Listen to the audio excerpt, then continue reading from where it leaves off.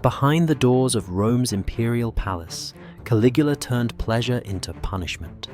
The banquets were never meant for joy. They were ceremonies of control, disguised as music and ritual. He didn't conquer territory, he conquered emotion, forcing men to smile while their wives were humiliated, turning love into a crime and silence into loyalty. Each night became a blood ledger, every sigh and tear recorded as tribute to the empire. If you want to know how one man turned intimacy into a weapon of power, stay. Because when the ledgers close, the bones still speak. Imagine this, a marble hall painted with gods watching from the ceiling. The scent of wine, incense, and fear fills the air. Caligula sits at the center, young and radiant. But his eyes are hollow, like marble pretending to be human. Every word he speaks is not conversation, but a test. A senator laughs a second too late. A wife looks down when her name is called. That's all it takes. A single mistake, and an entire family disappears by morning. Yet, no whip cracks, no blood spills. Here, cruelty wears silk. Obedience is poured in silver cups, disguised as luxury. Caligula understood what most tyrants never grasped. Pain only breaks the body. Humiliation breaks the soul. He didn't need executioners. His tools were silence and spectacle. He made people pretend to be happy, and in doing so, he made them destroy themselves. For him, every banquet was theatre, every guest an actor forced to play a role in his morality play. The empire's elite sat in rows, rehearsing obedience under candlelight, and when the night ended, clerks would record every detail. Names, gestures, reactions, as if documenting finances. It was bureaucracy turned into torture.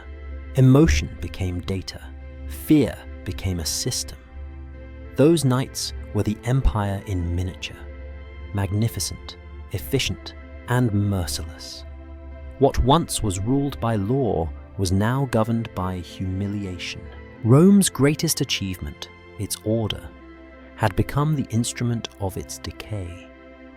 And Caligula, the little god, once beloved by the people, proved that you don't need swords to rule men. You only need to make them smile while they're dying inside. But how does a man born in adoration, a prince raised to be Rome's miracle, become the architect of such psychological warfare?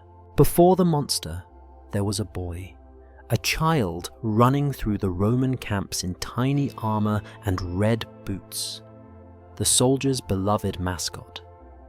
They called him Caligula, Little Boots.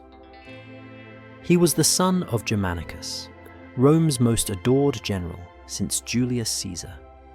The legions adored his father, and by extension, they worshipped the boy. He was their symbol of purity, of loyalty, of what Rome could be at its best. Disciplined, noble, invincible. But Rome's love is the kind that devours its own. When Caligula was just 8, his father died of illness, the official reports claimed. But everyone whispered another word: poison. The hand of Emperor Tiberius, jealous and paranoid, reaching into the household of Germanicus. Within months, Caligula's world collapsed. His mother Agrippina the Elder was dragged from their home, accused of treason, exiled, and starved. His 2 older brothers were tortured. One until he tried to eat his own mattress to survive. The other until he smashed his head against a wall. Caligula, still a child, watched everything he loved erased, name by name, face by face, until he was the last one left. That is where Rome's experiment began. Tiberius summoned the boy to the island of Capri, a paradise in marble, surrounded by blue water, sealed off from the world. The emperor lived there, among astrologers, servants, and the corpses of those who displeased him. Capri was a palace of mirrors, pleasure reflecting pain, obedience disguising fear. And in that suffocating paradise, Caligula learned how power works. He smiled when he was told to. He laughed when Tiberius laughed. He learned when to kneel, when to flatter, when to disappear. Ancient historian Suetonius wrote of him, "There was never a better servant, nor a worse master." Those 6 years on Capri were his true education. He learned that to survive, you must mirror your tormentor, absorb his cruelty until it becomes your armor. And he learned something far darker, that obedience is not weakness, it's currency. You can buy survival with submission. When Tiberius finally died in 37 AD, some say Caligula smothered him with a pillow. Rome erupted in joy. The Senate, the army, the people, all believed they were welcoming salvation, not a serpent. The young heir, 24 and handsome, the son of Germanicus, the people's champion, was now emperor. In those first months, Caligula truly seemed divine. He released prisoners, cut taxes, brought back the exiles his predecessor had condemned. He held lavish games in honor of his father and kissed the hands of the poor. The people wept. The Senate called him the New Dawn. And then, after 7 months of glory, came the sickness. It began as fever, high, burning, delirious. He slipped in and out of consciousness for days. Witnesses said he spoke to invisible figures, laughed at shadows, and screamed at nothing. When he finally opened his eyes, the emperor the people loved was gone. Something had been burned out of him, or perhaps something else had been born. From that moment, he stopped calling himself Princeps, the first citizen of Rome. He called himself Dominus et Deus, Lord and God. Temples once built to Jupiter now held his statue. He ordered that the heads of the gods be replaced with his own. Priests had to sacrifice not in the name of Rome, but in the name of Caligula. To those around him, it seemed like madness. But look closer, and you see the same method as Capri, obedience through performance. He had learned that survival depended on acting, so now he made everyone else act for him. He forced senators to worship him publicly, to kiss his feet, to praise him as divine while trembling inside. He wasn't seeking belief, he was testing compliance. If a man can pretend to adore what he hates, Caligula knew, then his soul already belongs to you. At night, he walked through the corridors of the palace, talking to the statues of gods as equals. He'd ask them questions about eternity, about pain, about betrayal, and sometimes laugh as if they answered. To him, the divine was no longer something above humanity. It was the ultimate political weapon. Every empire, he realized, needs a god. And every god, to stay alive, needs believers willing to lie to themselves. Caligula's reign was not simply corruption. It was an experiment in spiritual engineering. A state built not on fear of death, but on fear of truth. He understood that if you could make a man praise what he secretly despises, you own not his body, but his will. That was the infection, the disease of obedience. It had started on Capri in silence and terror, and now it was spreading to all of Rome. The young emperor had survived by playing God's servant. Now he would survive by becoming the god himself. But gods, unlike emperors, do not need laws. And soon, Caligula would realize that if you can make people kneel for love, you can make them kneel for anything. For Caligula, divinity wasn't a title. It was a theater of obedience. And the first stage was his family. Among his 3 sisters, one stood apart: Drusilla. Ancient writers, Suetonius, Cassius Dio, Tacitus, whispered the same scandal, that she was not just his sister, but his consort, that he took her into his chambers at night, seated her beside him at public banquets, and even made the Senate treat her as the Empress of the East. But whether those whispers were truth or propaganda no longer matters, because everyone in Rome believed them, and Caligula, instead of denying, encouraged it. To the emperor, rumor was more useful than truth. Incest wasn't the point. Control was.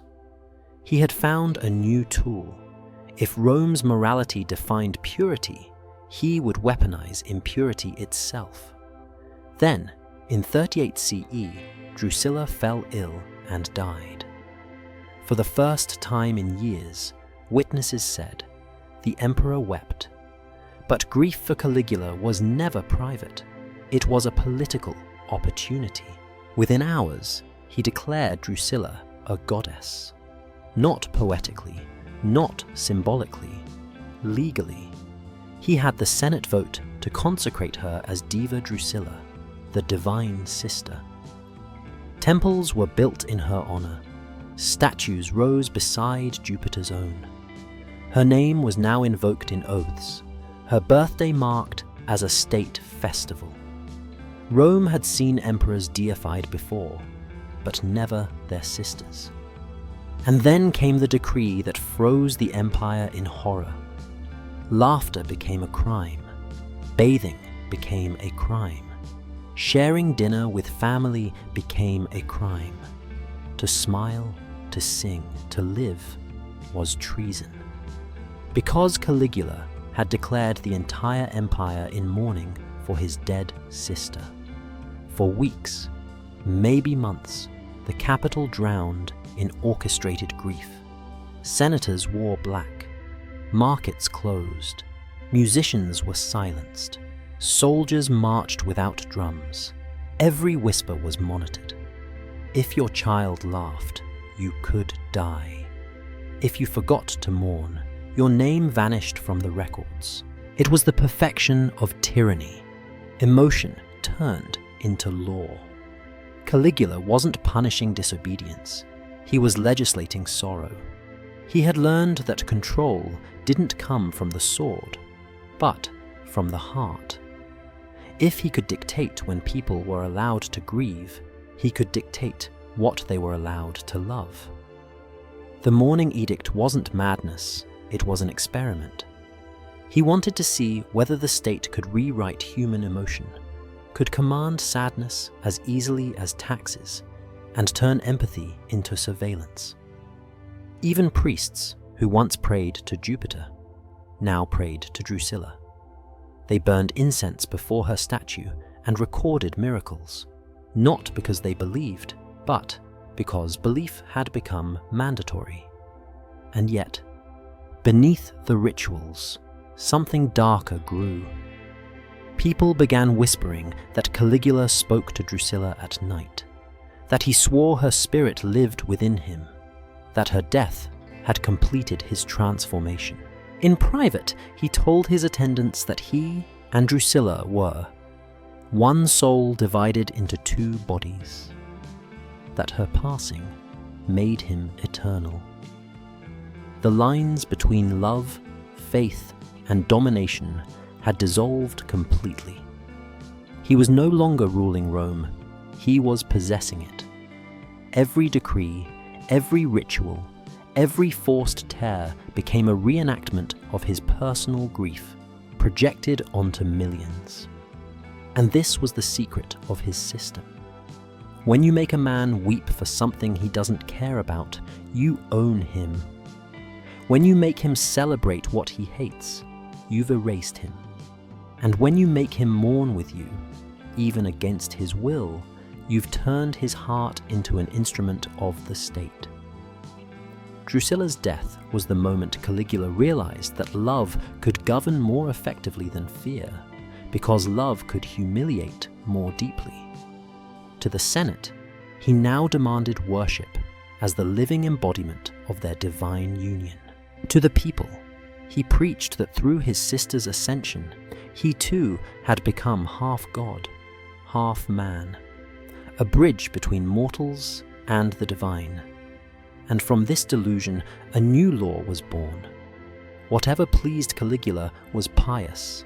Whatever displeased him was blasphemy. Rome had no defense against this logic.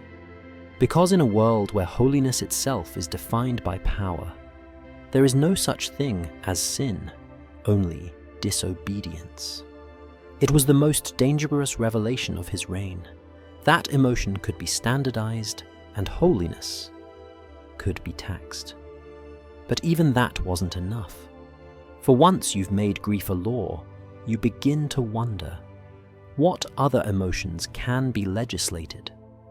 If you can control who mourns and who smiles, perhaps you can control who desires. And soon, Caligula would find the answer in the most horrifying way possible. He would take the machinery of emotion and turn it on Rome's body itself. When Caligula discovered he could legislate grief, he wanted to see if he could also legislate desire. What began as an empire of tears was about to become an empire of bodies, measured, priced, and recorded like taxes. The next phase of his machine began with a single command. The Imperial Palace would now serve as Rome's most exclusive brothel. The announcement spread like disease through the streets. Heralds proclaimed prices for appointments inside the palace itself. But these weren't courtesans or slaves. They were sons and daughters of Rome's noble families, virgins of senatorial blood, wives of provincial governors. The people who ruled provinces, commanded legions, and held the empire together were now inventory. Caligula didn't hide it. He published lists of names. He assigned rooms in the palace, each furnished as offices. He even created a new post within the treasury, the Minister of Pleasure, tasked with keeping ledgers of every transaction, names, dates, payments, witnesses. The most private acts of humiliation were documented with the precision of legal contracts. It wasn't lust, it was administration. He had turned the most sacred human instinct into a spreadsheet. To understand why this mattered, you have to understand what honor meant in Rome. For centuries, Roman nobility defined itself by lineage, the purity of blood, the sanctity of the family name. The word virtus didn't mean virtue as we know it. It meant masculine strength, dignity, and control. A Roman senator could lose everything except his name. Caligula targeted that name. When the daughters of senators were advertised in the streets, it wasn't their bodies he was selling. It was the entire concept of Roman pride. Every man who walked past a brothel knew that his family's reputation could be auctioned next. And the most brilliant cruelty of all, every coin spent went directly to the imperial treasury. Desire was taxed. Humiliation became a revenue stream.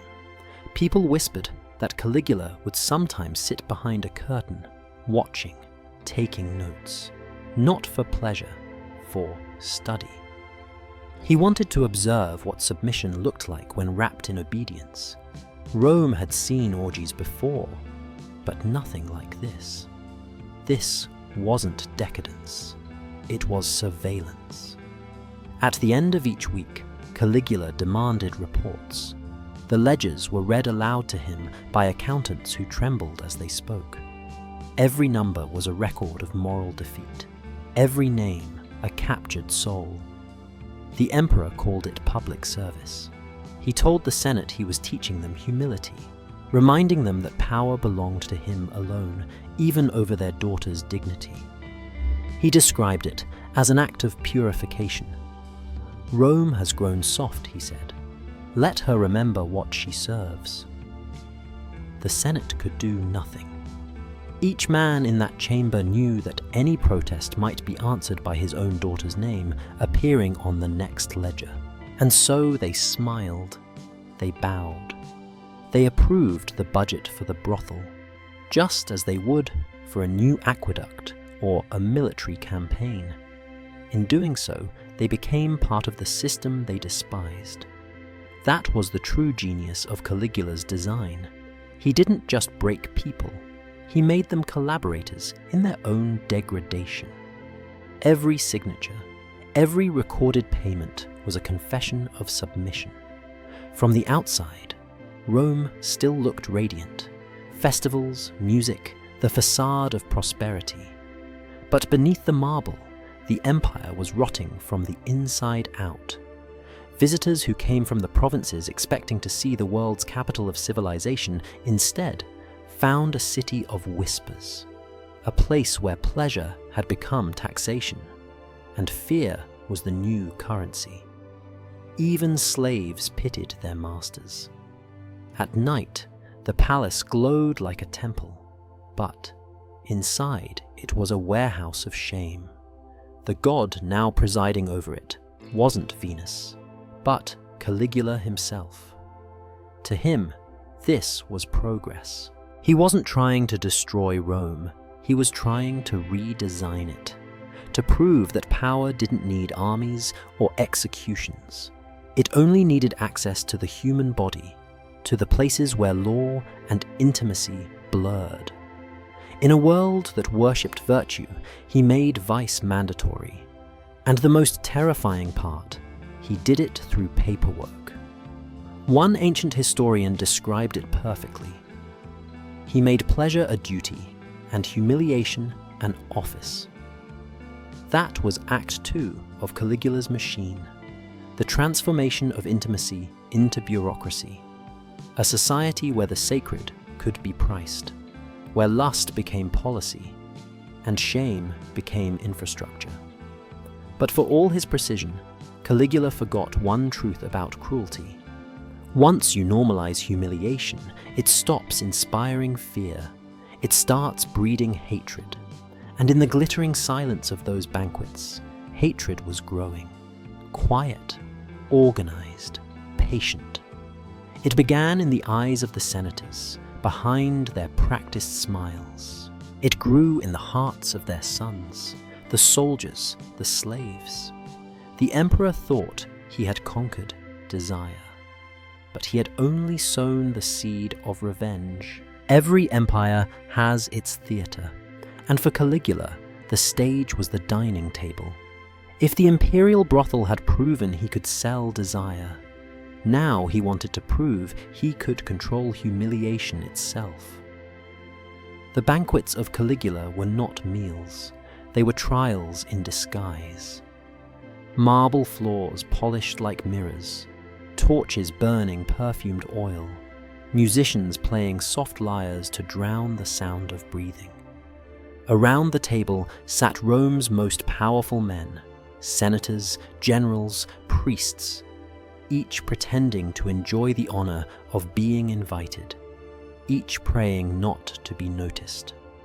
Because when Caligula's gaze began to wander, someone's life or soul was about to end. He would stroll slowly between the tables, dressed in silk embroidered with gold, his eyes gliding from one wife to another. He'd stop, smile, then point. A senator's wife would rise, trembling. He'd take her hand, like a dance, and lead her away from the table into the adjoining chamber. No one spoke. No one looked up. The music continued. The men drank to numb the seconds.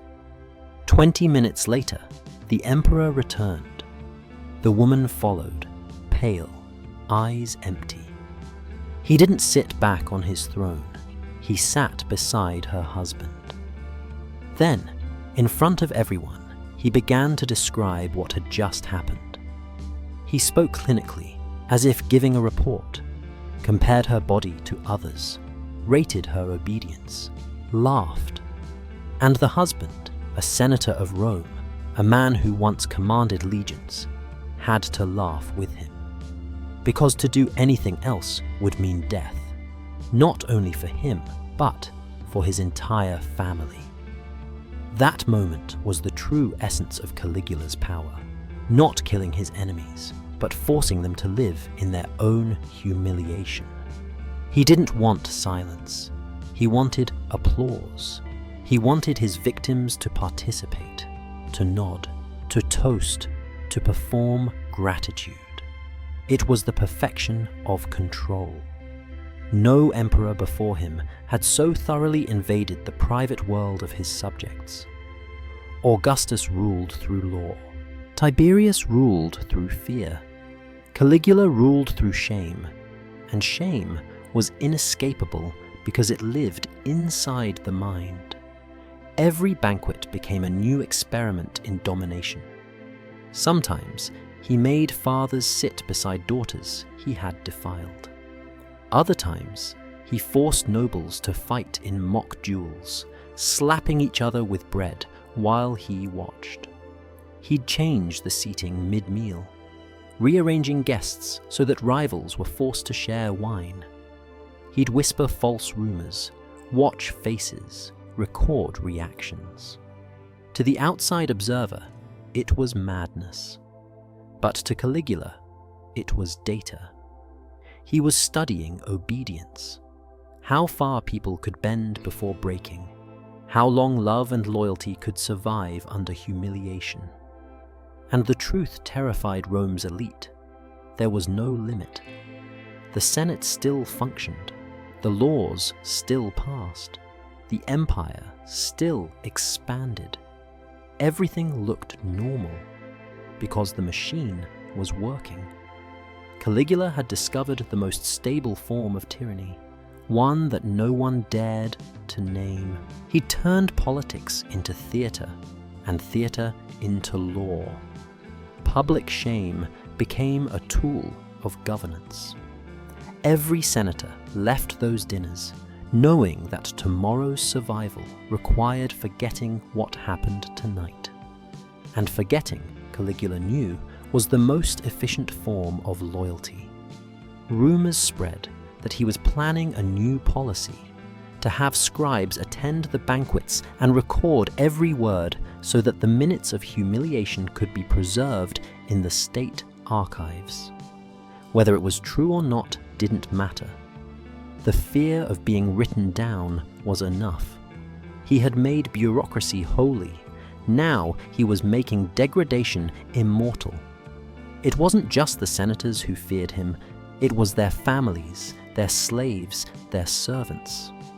Everyone was watching everyone else. A misplaced glance could mean an accusation.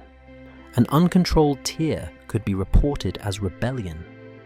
The entire city became an echo of that banquet hall, a nation forced to smile under candlelight. Historians later described Caligula as insane. But insanity implies chaos, and nothing about his cruelty was chaotic. Each humiliation was rehearsed, recorded, repeated. He had turned intimacy into a public utility. The philosopher Seneca, who lived through these years, wrote that tyranny is not sustained by terror, but by theatre, by the ritual of pretending to love what you fear. Caligula had perfected that art. He once said to a senator, You are alive because it amuses me. But the real message was simpler. You are alive because you play your part. The audience of Rome kept applauding, terrified that the show might end. But hatred doesn't vanish under fear. It festers.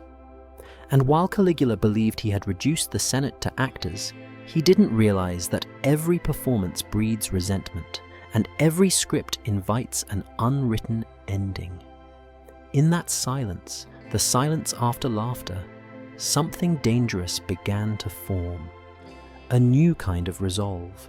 Because when a man has been stripped of honor, and even his dignity has been taxed, the only thing left for him to lose is fear itself. And soon, Caligula's theatre would face its first interruption. Not from the Senate, not from the people, but from the quiet rage of those who had learned to smile for too long. If humiliation could be taxed, Caligula wondered, could love itself be weaponized? After all, love was the last emotion he had not yet turned into law. And what he discovered next would make even Rome's executioners tremble. By this stage of his rule, the banquets had become predictable. Senators learned to fake laughter, to survive humiliation as routine. So Caligula escalated. He needed a new kind of obedience, one that came not from fear, but from the destruction of grief itself.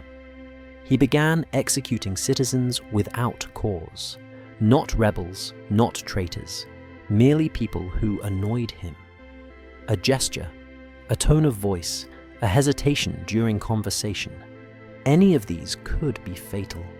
But the executions weren't the real punishment. The true torment came afterward. Caligula created a new ritual. When a man's son or brother was condemned, Caligula would invite the family to dine with him that evening. Picture it. A marble table lit by gold lamps, food steaming, wine poured, servants gliding in silence. And seated among the guests, a father whose son had just been executed. The body still warm, perhaps not yet removed from the forum. Caligula would raise his cup and toast the man, then he would watch him eat. He didn't need to speak. The silence was enough. The father's eyes flickering with tears, his hands trembling, his jaw tightening as he forced down a piece of bread.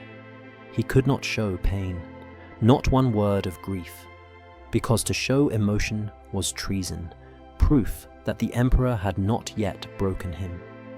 This was no longer cruelty, it was psychological experimentation.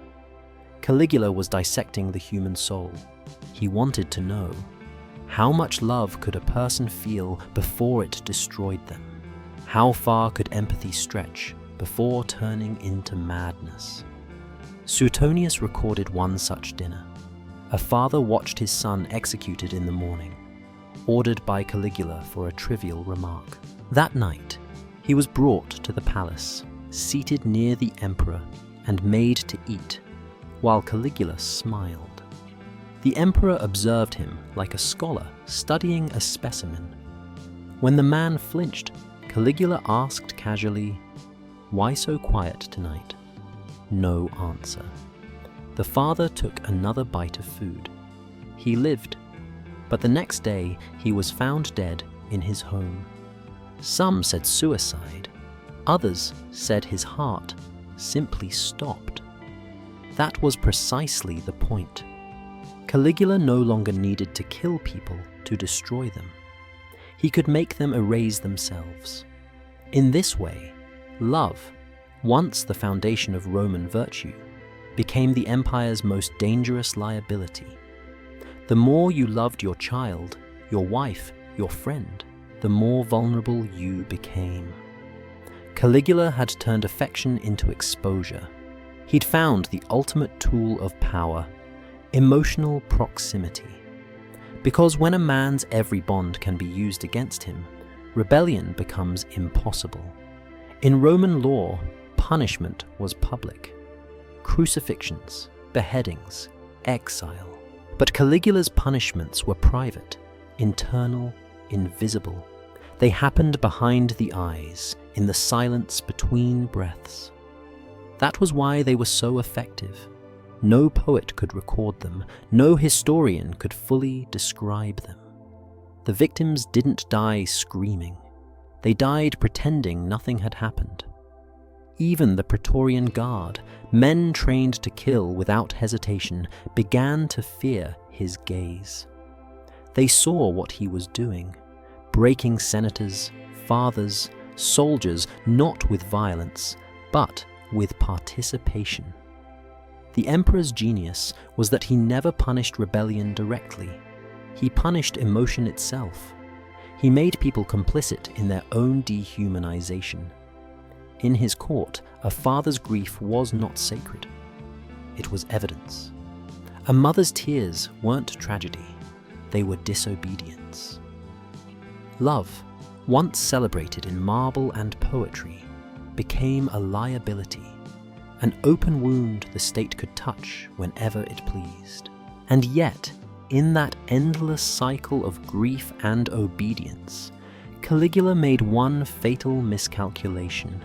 He assumed that everyone feared loss as deeply as he did. He assumed no man would risk annihilation for revenge. But not everyone in Rome had something left to lose. There was one kind of man Caligula didn't understand: the soldier. A senator could endure humiliation to protect his family. A bureaucrat could bow for comfort. But a soldier lived for honor. And when you took that away, you took away the reason to live. Caligula had turned grief into law. But soon, he would aim his cruelty at the wrong target, a man whose heart no longer feared pain, because he'd already buried his dignity. And that man would become the first crack in the emperor's machine. His name was Cassius Chaerea, a veteran, a commander in the Praetorian Guard, the unit sworn to protect the emperor with their lives. To most men, Caligula's presence inspired paralysis. To Chaerea, it inspired calculation. He had served under Tiberius and Germanicus. He'd fought wars, led legions, and buried comrades. He was disciplined, quiet, and above all, proud. But pride, in Caligula's world, was a provocation. The emperor found Chaerea's voice amusing, high-pitched, soft, unthreatening. So, each day when Chaerea came to ask for the day's password, a routine security protocol, Caligula made it a joke. Venus, he'd say mockingly, or Priapus, words dripping with humiliation. The other guards would laugh because they had to. Chaerea would nod because he must. Every day, his dignity was stripped in front of his own men. Every laugh was a scar. Caligula didn't notice the danger. He believed humiliation was infinite, that no matter how many times he broke a man, survival instinct would glue him back together.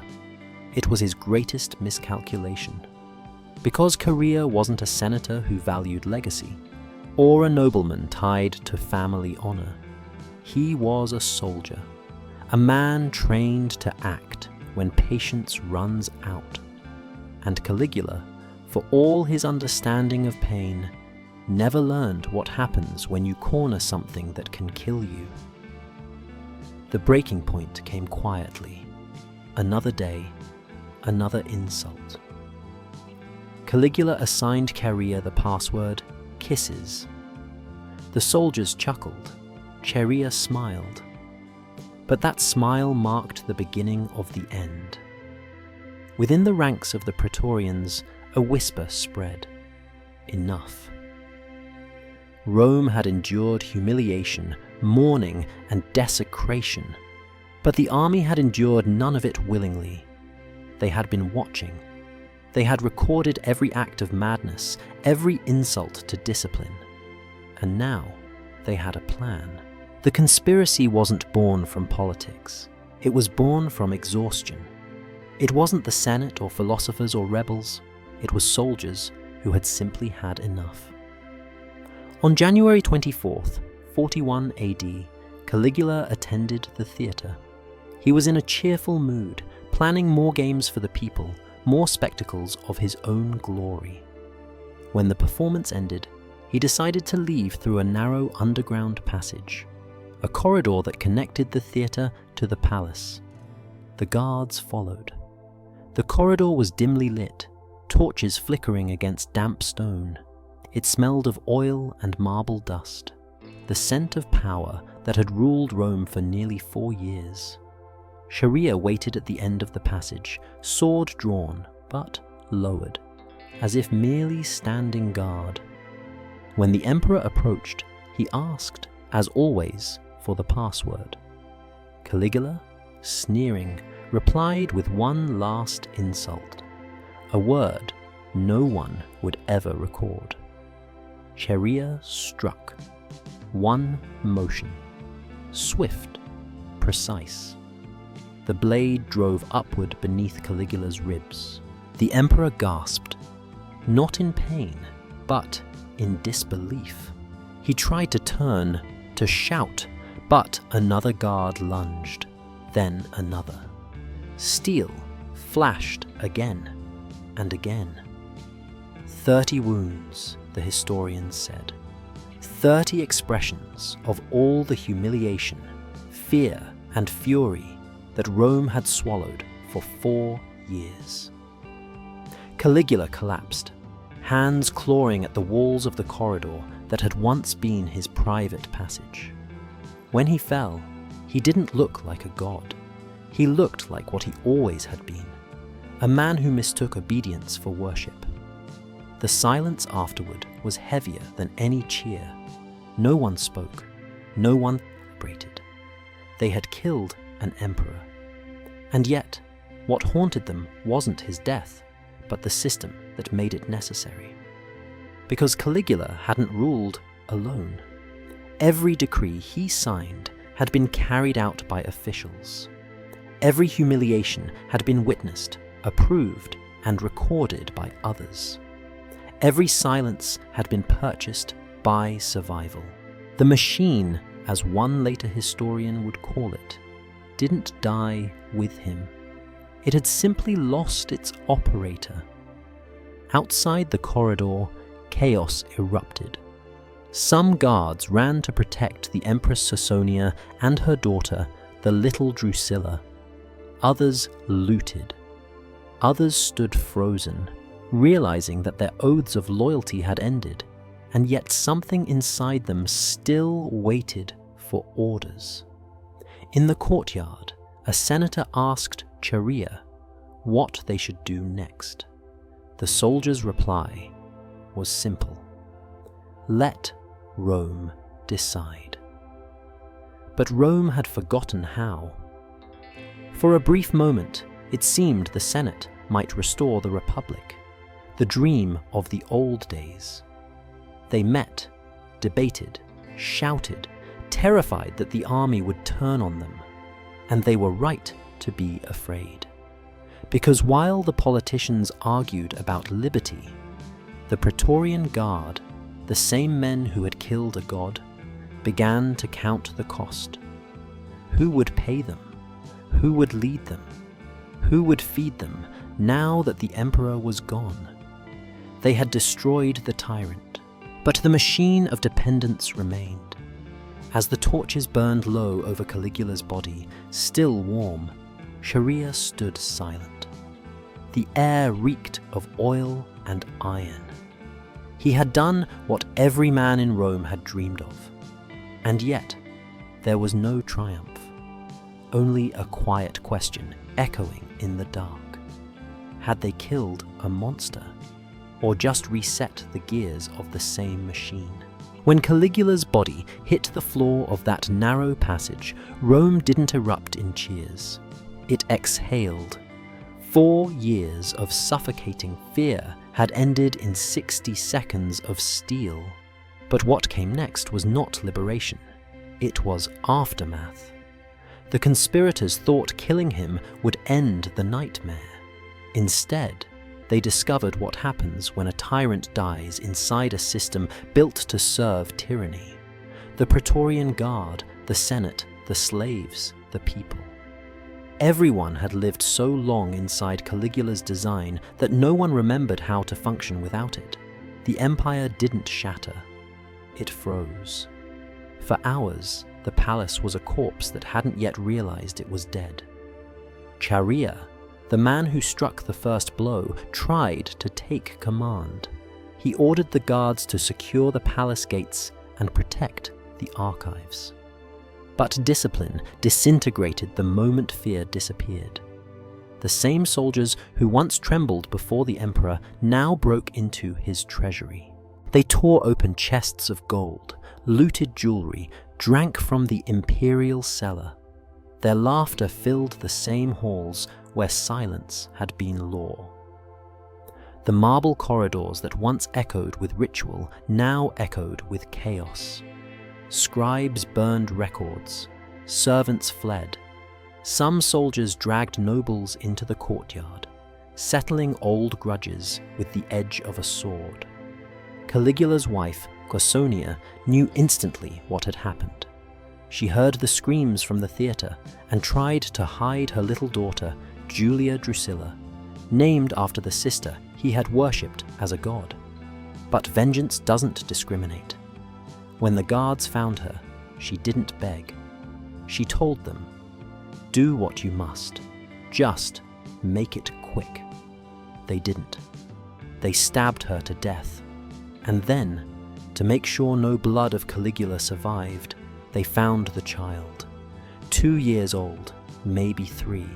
One soldier lifted her by the leg and dashed her head against a marble wall. That was Rome's justice. Efficient, absolute, blind. The machine hadn't stopped. It had simply changed hands. The Senate gathered the next morning, desperate to reclaim power.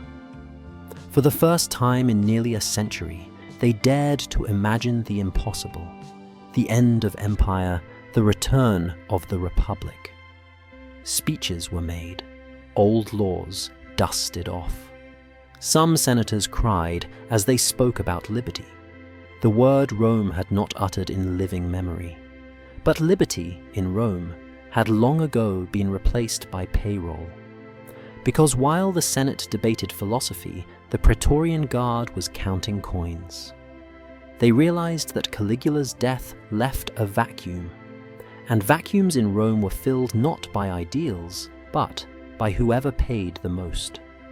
As senators argued about constitutions, soldiers were looting the imperial residence, drunk on stolen wine, holding handfuls of gold. In the chaos, one of them heard a noise, a rustle behind a curtain in the corner of the palace. He drew his sword, pulled the curtain back, and found a man hiding there, middle-aged, trembling, with a stutter and a limp. Claudius. Caligula's uncle, the family embarrassment, the scholar everyone mocked, the man no one had ever taken seriously. The soldier froze. Claudius wasn't supposed to be there. He wasn't dangerous. He wasn't even relevant. And that was precisely why he was perfect. The guard didn't see a fool. He saw a solution. Within minutes, word spread through the camp.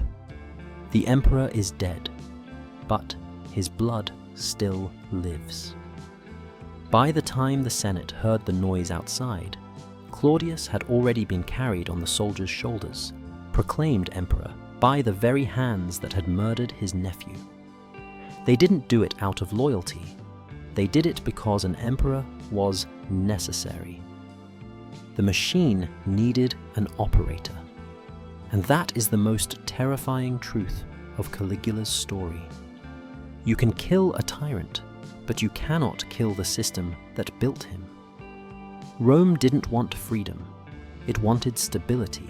It wanted pay, protection, and the illusion of order.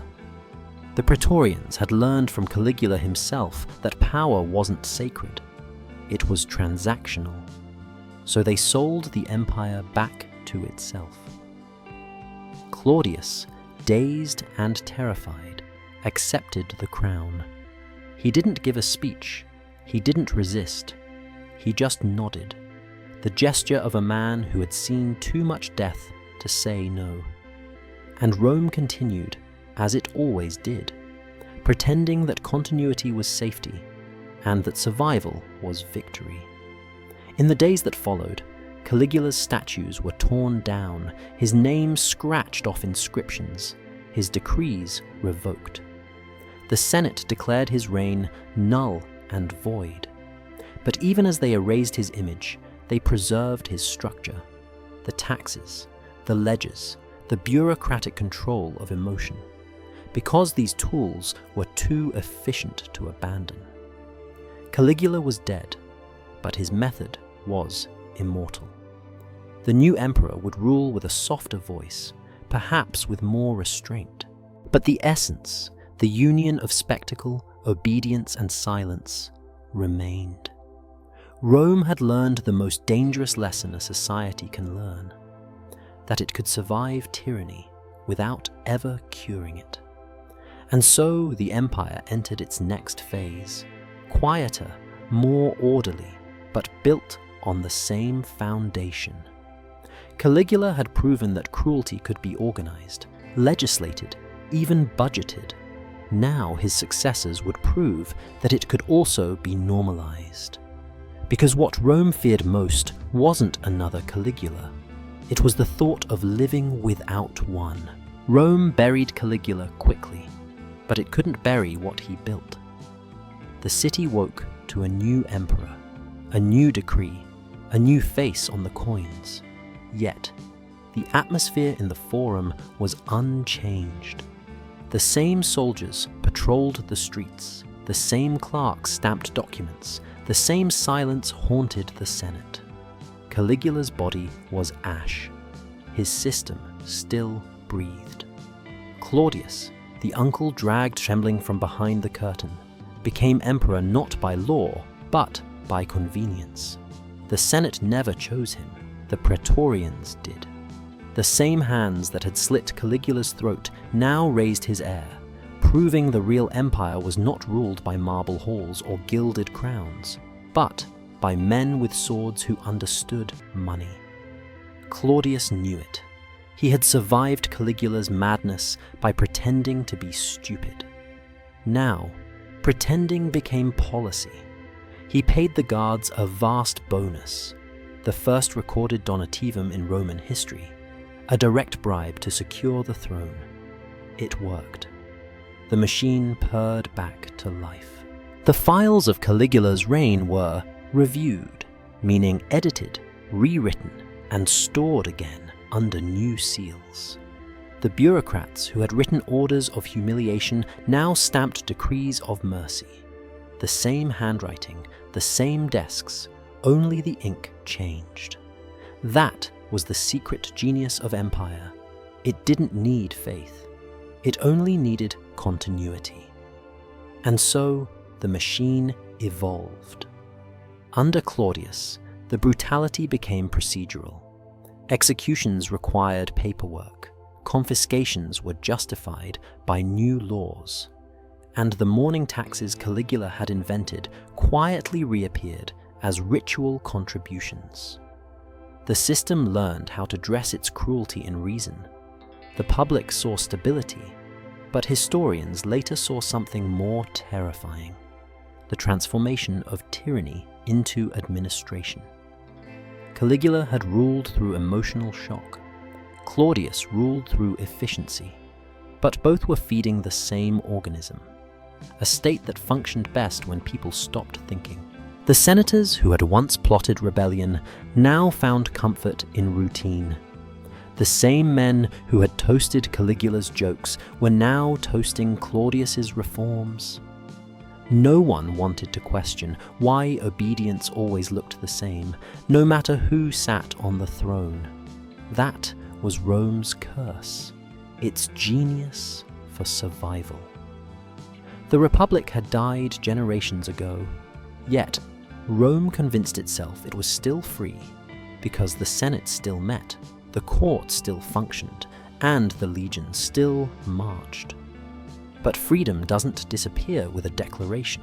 It decays quietly under paperwork and habit. In Caligula's time, cruelty had been a performance, public, vulgar, unmistakable. Under Claudius, it became invisible. He institutionalized it. He expanded the civil service, the records offices, the tax apparatus. Every reform meant to restore order was built upon the skeleton Caligula had left behind. Rome's new emperor ruled by moderation, but moderation was simply control refined. If Caligula had turned the empire into a brothel, Claudius turned it into an archive. Every human impulse was now measured, categorized, filed. Even the language changed. Where Caligula had demanded worship, Claudius demanded documentation. Rome's soul was no longer tortured. It was audited. And yet, beneath the polished facade, the same moral logic survived. The idea that the individual existed for the state's stability. Caligula had proved that obedience could be bought with fear. Claudius proved it could be bought with bureaucracy. It's tempting to think of Caligula as an aberration, a mad interruption in an otherwise glorious empire. But history reveals something colder. He wasn't the disease, he was the symptom. Every empire that worships order eventually learns to mistake control for civilization. It no longer needs cruelty to enforce obedience. Habit will do. Years later, when Nero ascended to power, Rome saw Caligula reborn in a new form. Artistic, emotional, calculating. Nero burned cities and wrote poetry about it, reciting verses as people screamed outside his windows. To the crowd, it looked like madness. To the Senate, it was familiar. They had seen this play before, because what Caligula had invented, the politics of performance, had outlived him.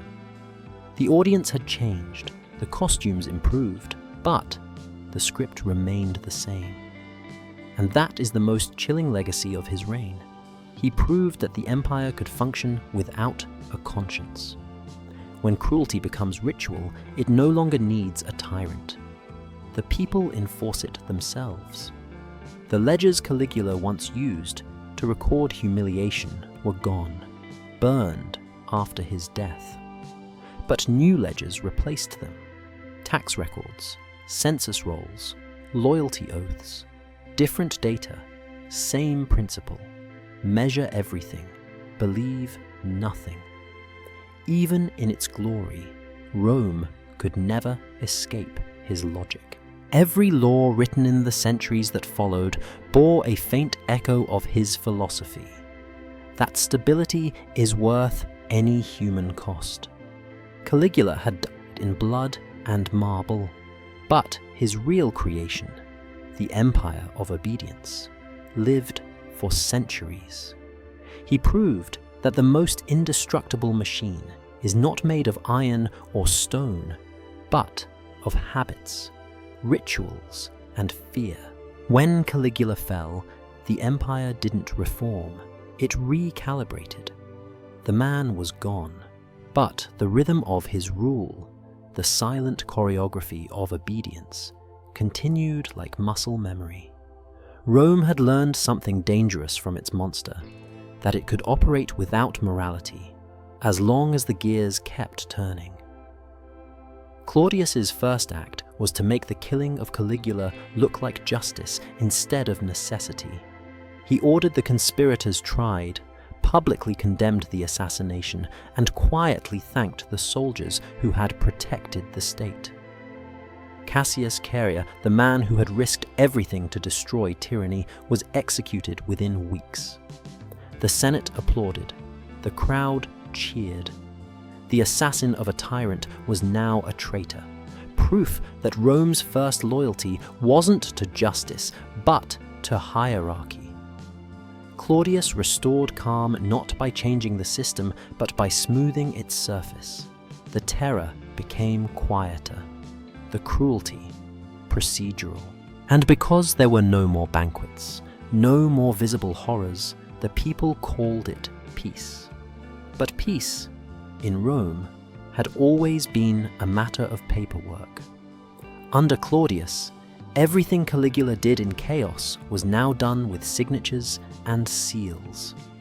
The Imperial brothel was abolished, yet its revenues reappeared under a new title: Palace Entertainment Fund. The tax reforms he introduced to help the people recycled Caligula's idea of pricing pleasure, only now disguised as fees and tributes.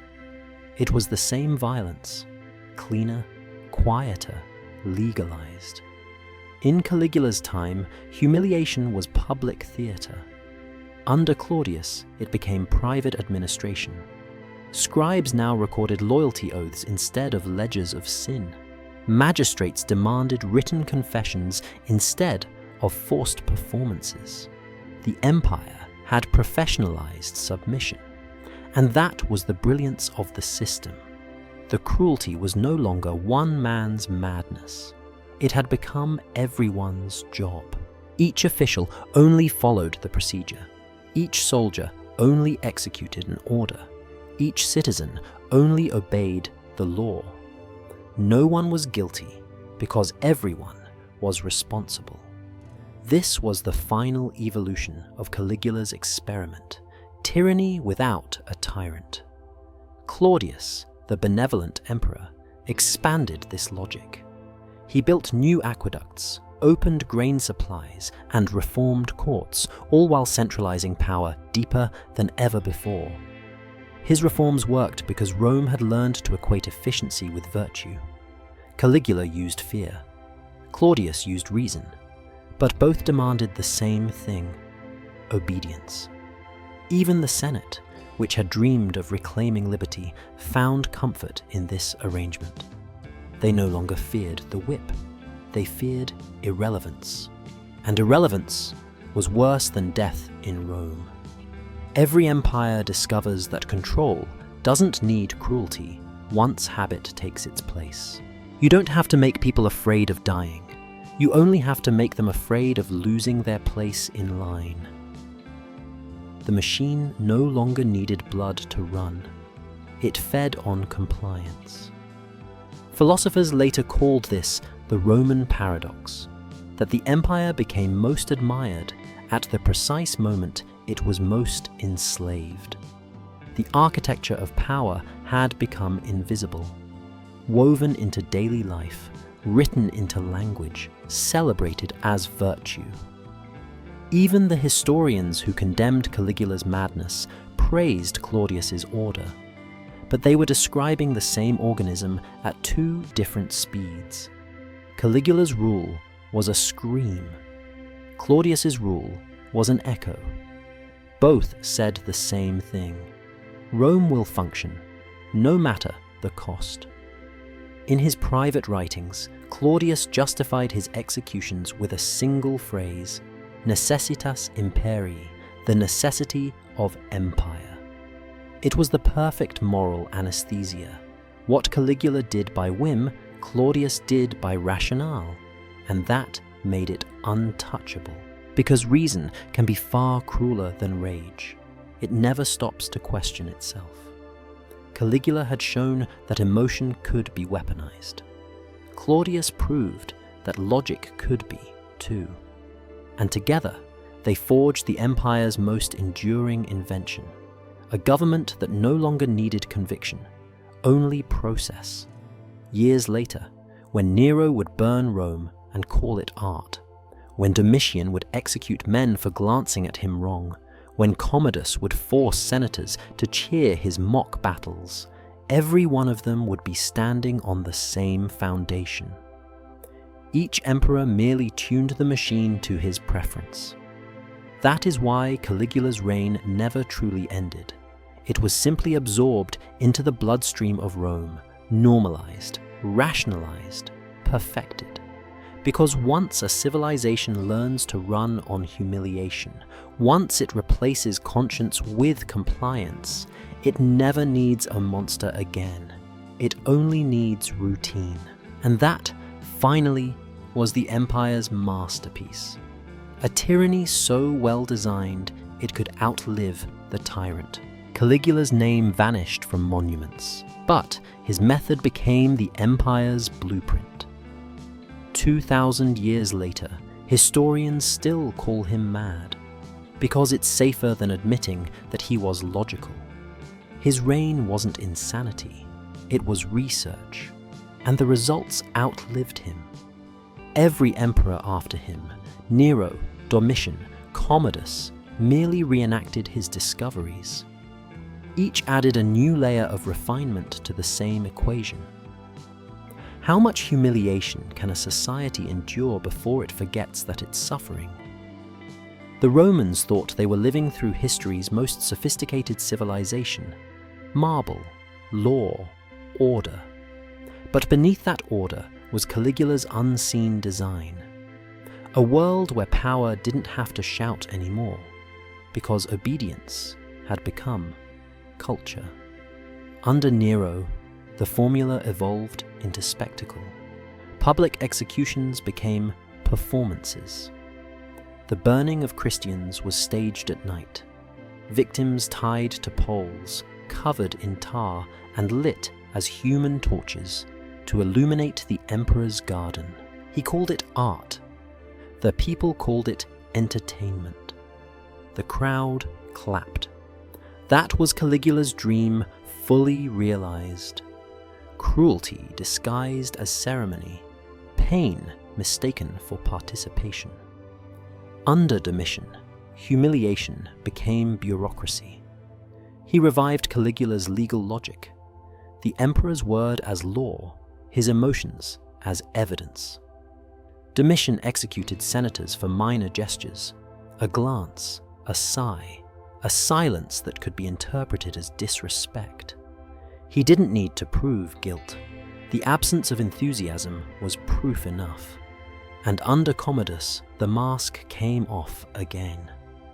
He brought the cruelty back into the arena, where senators were forced to watch their emperor fight as a gladiator.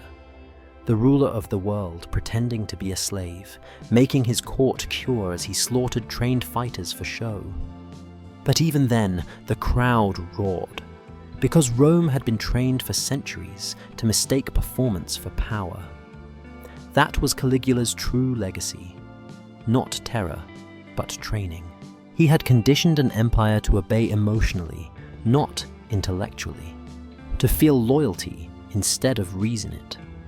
When law becomes theatre, there's no distinction between reverence and fear. The philosophers of the next century would try to understand it. Seneca called it spectaculum dominationis, the spectacle of rule. Tacitus wrote that Rome had lost its freedom, not by conquest, but by consent. And Suetonius, in his bitter line, said it best. Caligula was the best of servants and the worst of masters. That sentence was not an insult, it was diagnosis. Caligula had studied servitude so perfectly that he learned how to reproduce it.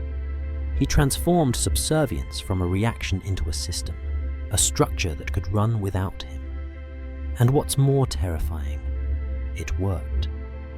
Rome didn't collapse after his death, it expanded. Its roads stretched farther, its armies grew stronger, its temples rose higher. The empire that survived him was not weakened, it was optimized. Because obedience, once engineered, becomes the most stable fuel for civilization. You don't need love, you don't need faith, you just need habit. By the time of Hadrian and Marcus Aurelius, so-called good emperors, the machine was operating in silence. No one called it tyranny anymore. It was governance. People no longer needed to be forced to obey. They obeyed because the alternative, chaos, seemed worse. That is how Caligula truly won. He proved that once a society learns to equate cruelty with stability, it will protect its oppressors faster than it protects itself. That is why his name survived, not as memory, but as warning. Because every empire since Rome has repeated his equation. Control the emotions, and you control the people.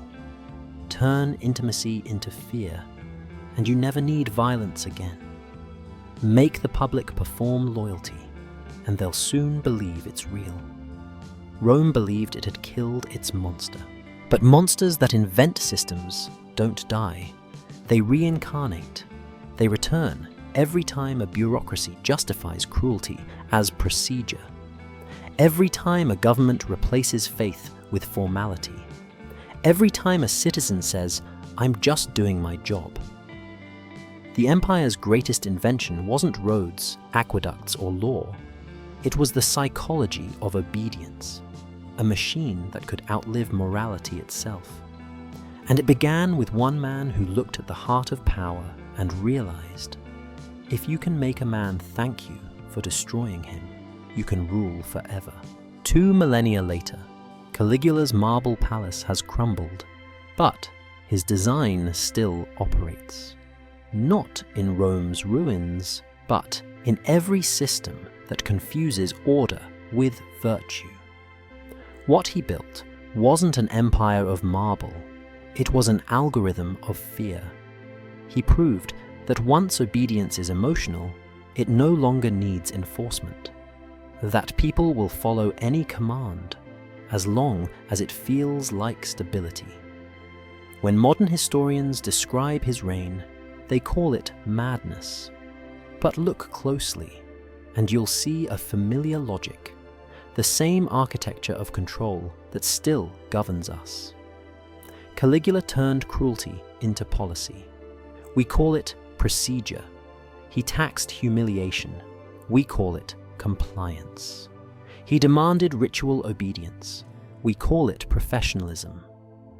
He discovered that terror works best when hidden inside normalcy. And once terror becomes routine, no one calls it tyranny anymore. That is the quiet horror of his legacy. Not that he died, but that he doesn't have to exist for his system to survive. Every empire that followed him, Roman, Byzantine, Ottoman, British, used his blueprint, refining it, mechanizing it, sanctifying it. Every bureaucracy that measures human worth through obedience still carries his fingerprint. Every institution that prizes silence over truth still echoes his throne room. Caligula was not the end of Rome's cruelty. He was its revelation. The moment the mask slipped and the machinery of power showed its true face. When he forced senators to smile while their wives were humiliated, he wasn't just mocking them. He was testing the limits of civilization itself. He asked the question every empire must one day answer.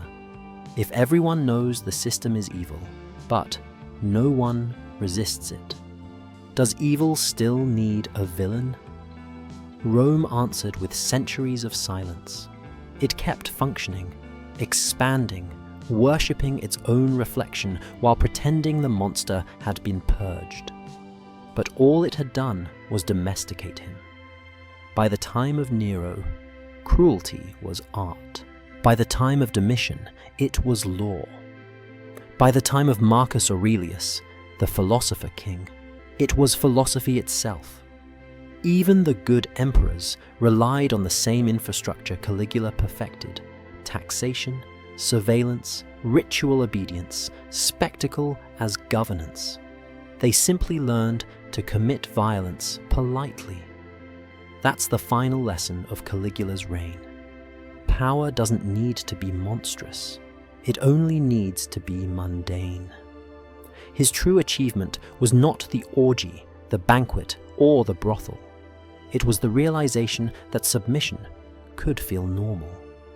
That if you make cruelty administrative, if you make terror predictable, people will not rebel. They will adapt. And adaptation, in the language of empire, is loyalty. The historians who wrote about him, Suetonius, Tacitus, Dio, wanted to condemn him, but by writing his name, they preserved his warning. They turned his madness into memory.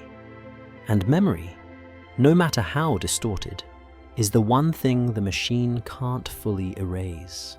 Because even now, when we read his story, we recognize its pattern in miniature.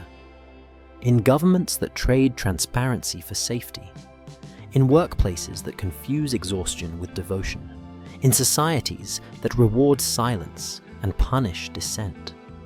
Every time we accept humiliation as the cost of order, we step back into his palace, and the echo of his voice still follows. Smile. It's for your own good. Caligula ruled for only 3 years, 9 months, and 8 days. But in that brief span, he proved a truth so enduring it became invisible. That the most efficient tyranny is not born of chaos, but of comfort. That the line between devotion and submission is thinner than breath. His marble throne is gone. His ledgers are ash. But the structure remains, in the ways we obey, the words we choose, the silences we maintain. When the empire fell centuries later, the ruins didn't speak of glory. They whispered of routine. Because that's how power ends. Not with rebellion, but with repetition. Caligula taught the world that evil doesn't always announce itself in screams. Sometimes it signs your paycheck. Sometimes it thanks you for your service. Sometimes it smiles. And that is why his story still matters. Not as a legend of madness, but as a mirror. When you look at him, you're not just seeing a tyrant. You're seeing what happens when obedience forgets how to say no. Because even when the ledgers close, the bones still speak.